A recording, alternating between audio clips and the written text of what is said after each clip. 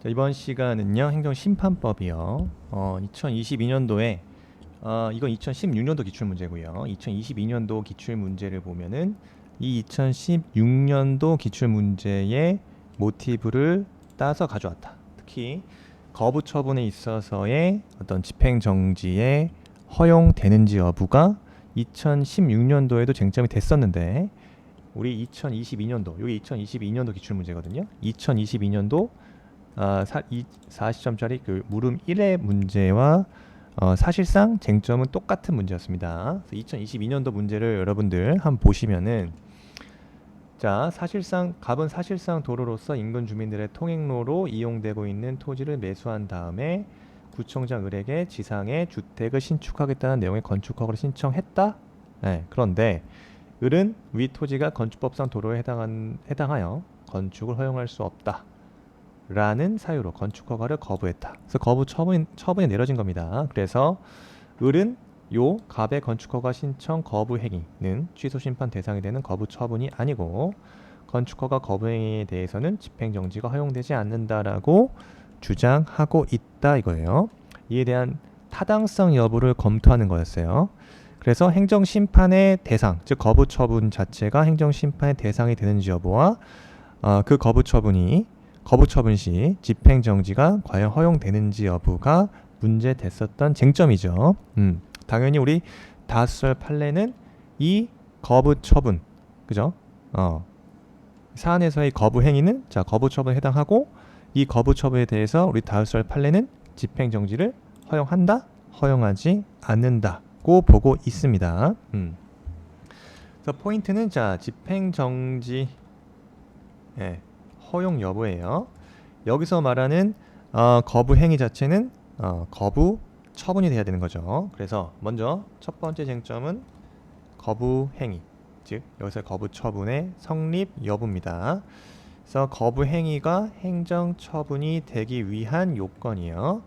그래서 이거는 뭐 당연히 기본적으로 공권력의 행사 또는 이에 준하는 행정 작용이어야 되는 것이고, 그 다음에 이러한 거부 행위가 신청인의 법률 관계에 직접적인 영향을 미치는 것이어야 하며 신청인에게 그 행위 발동을 요구할 법규상 또는 조리상의 신청권이 인정되어야 한다.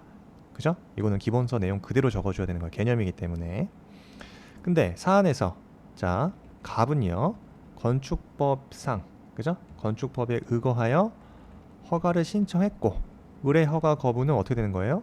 갑이 주택을 신축하겠다는 자 토지 이용에 직접적인 영향을 미친다고 볼 수 있다. 그러므로 사안에서 거부 행위는 이꼬르 거부 처분에 해당한다 정도 적어주시면 됩니다. 쟁점은 요거였어요. 집행정지가 허용되는가이다. 항상 집행정지에 대한 허용 여부에 있어서 집행정지란 쭉 적어줘야겠죠. 집행정지란 자 처분의 집행 등으로 인하여 중대한 손해가 생길 경우 당사자의 권리나 이익을 보호하기 위해서 당사자의 권리 이익을 보존하기 위하여 위원회가 그 처분의 효력이나 집행 또는 속행 집행 또는 절차의 속행이죠. 속행의 전부나 일부요. 일부를 잠정적으로 정지하는 제도가 집행정지인데 우리 다수설과 판례는 거부 처분인 경우에 그죠? 집행정지가 허용되는지 여부에 대해서 다수설과 판례는 결론은 인정하고 있지 않는다. 왜? 행정심판법상 거부 처분과 부작위에 대해서는 임시처분이라는 집행정지의 보충적인 제도가 존재하기 때문이다. 그래서 집행정지의 거부 처분은 집행정지의 대상이 아니다 라고 결론 내리시면 됩니다. 그래서 요런 쟁점이었는데 자 이걸 어떻게 가져왔나 보세요. 2016년도에는 집행정지에 대한 쟁점을 물어보지 않았고 임시처분에 대한 쟁점을 물어봤어요. 그죠? 2022년도에는 거부 처분이 집행정지에 집행정지 허용이 인정되는가에 대해서 인정되지 않는다 정도만 적어주면 됐었는데, 임시처분을 이제 2016년도에 나왔기 때문에 내년도 시험에도 임시처분 자체는 중요한 쟁점이 될 수 있다 이겁니다. 네. 어쨌든 이 부분에도 거부처분에 대해서 문제가 됐었습니다. 일단 자, 문제를 읽어보면 갑은 A 행정청이 시행한 국가공무원 1차 객관식 시험에 응시했다. 네, 근데 자, 불합격 처분이 내려졌다 이겁니다. 이하 처분이라 함. 그러니까 불합격? 네, 처분이에요. 거부 처분이에요. 그래서 시험은 1차 객관식, 2차 주관식 시험, 3차 면접으로 구성되고, 3차 면접 시험에 합격한 경우에 최종 합격자가 되고, 3차 면접 시험에 응시하기 위해서는 2차 주관식 시험과 2차 주관식 시험에 응시하기 위해서는 1차 객관식 시험에 각각 합격해야 된다.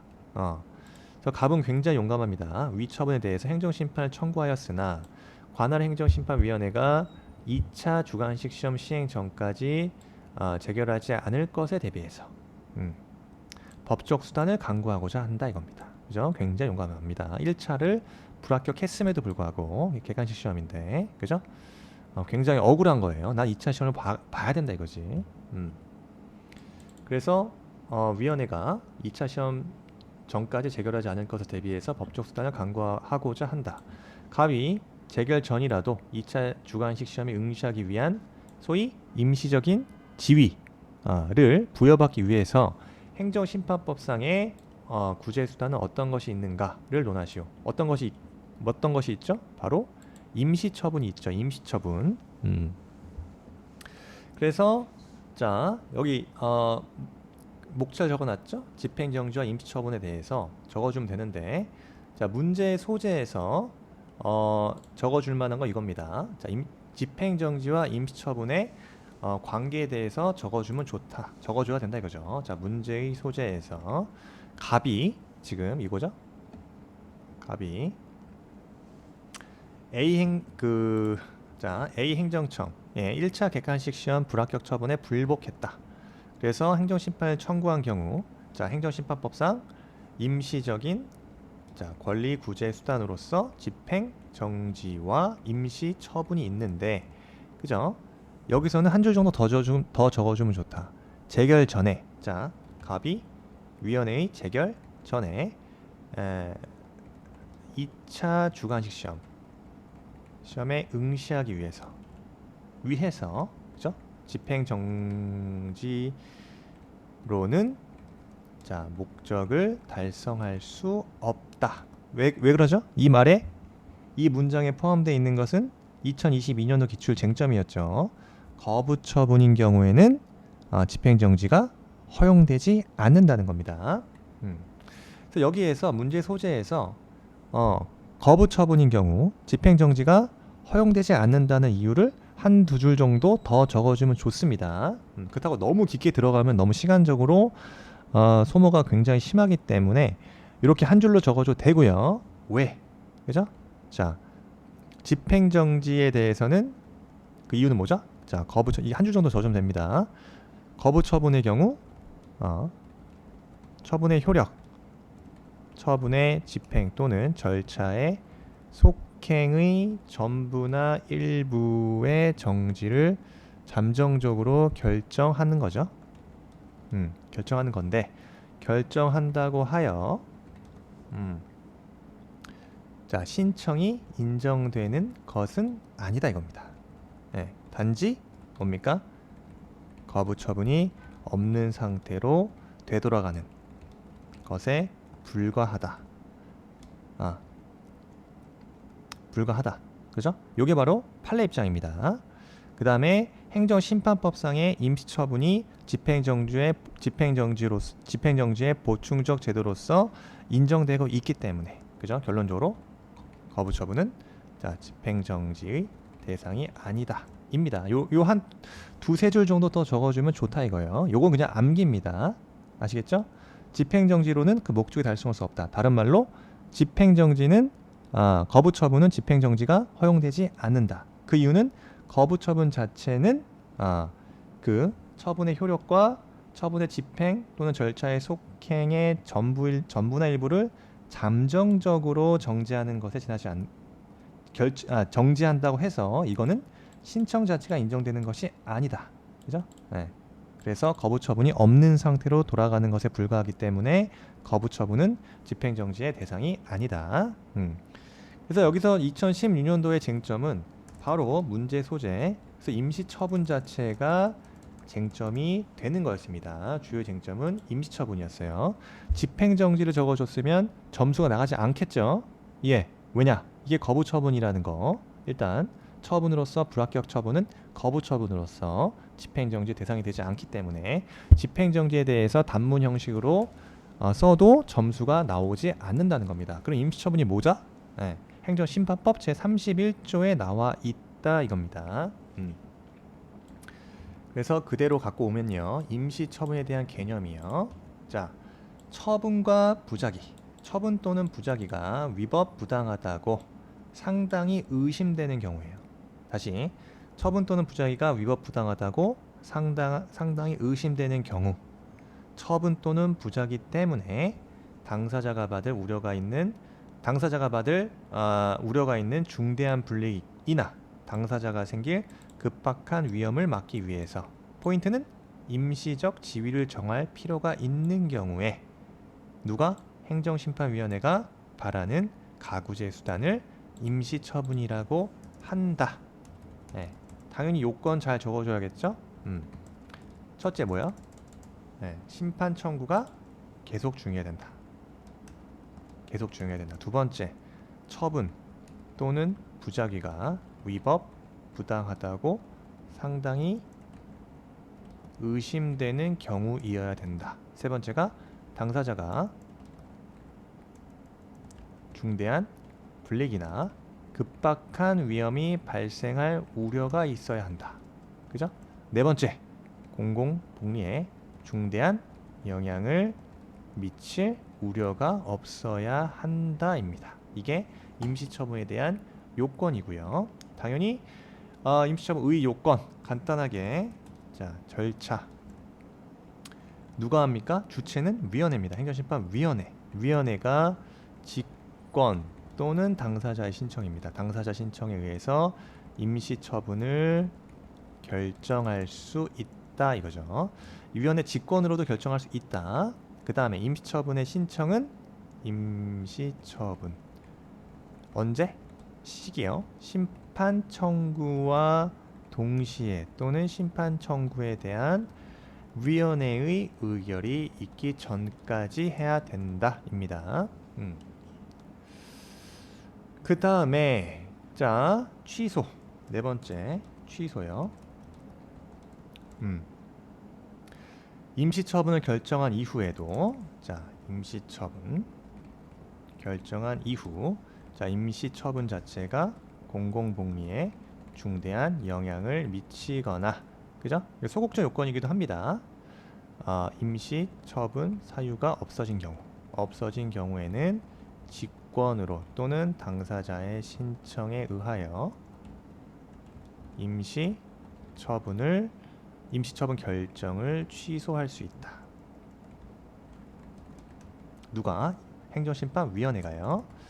그 다음에 요거 이것도 중요하죠. 집행정지와의 관계는 임시처분은 보충성의 성격을 갖는다. 즉 임시처분은 자 집행정지로 목적을 달성할 수 있는 경우에는 허용되지 않는다. 네. 다른 말로 무슨 말이죠? 임시처분은 성격이 보충적이기 때문에 자 이 말은 똑같은 말입니다. 한 줄 더 적어줄 수 있어요. 따라서 집행정지로 자 구제될 수 없는 뭐만 거부 처분과 부작위에 대해서만 임시처분이 허용되는 것이다. 똑같은 말입니다. 아시겠죠? 그래서 요 객관식에서 중요한 중요한 개념 중에 하나죠. 임시처분과 집행정지의 관계. 임시처분의 보충성, 즉 임시처분은 집행정지로 목적을 달성할 수 있는 경우에는 허용되지 않는다. 다른 말로 집행정지로 구제될 수 없는 언제만 거부처분과 부작위에 대해서만 임시처분이 허용된다 이겁니다. 그래서 사안의 검토하면 되겠죠. 사안의 검토 혹은 결론이요. 그래서 행정심판위원회가 행정심판이 청구된 경우, 자 위원회는 직권이나 당사자 신청으로 임시처분을 결정할 수 있고, 그죠?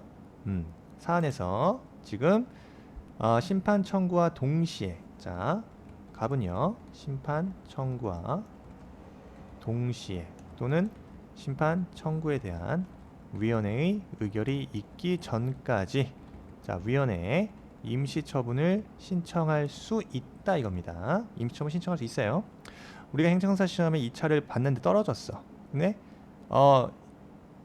1차 시험 보고 또 마찬가지입니다. 1차 시험 보고 불합격 처분이 됐음에도 불구하고 나한테 2차 시험을 볼 수 있는 임시적 지위를 부여하기 위한, 그죠? 행정심판법상의 가구제 제도가 뭐냐?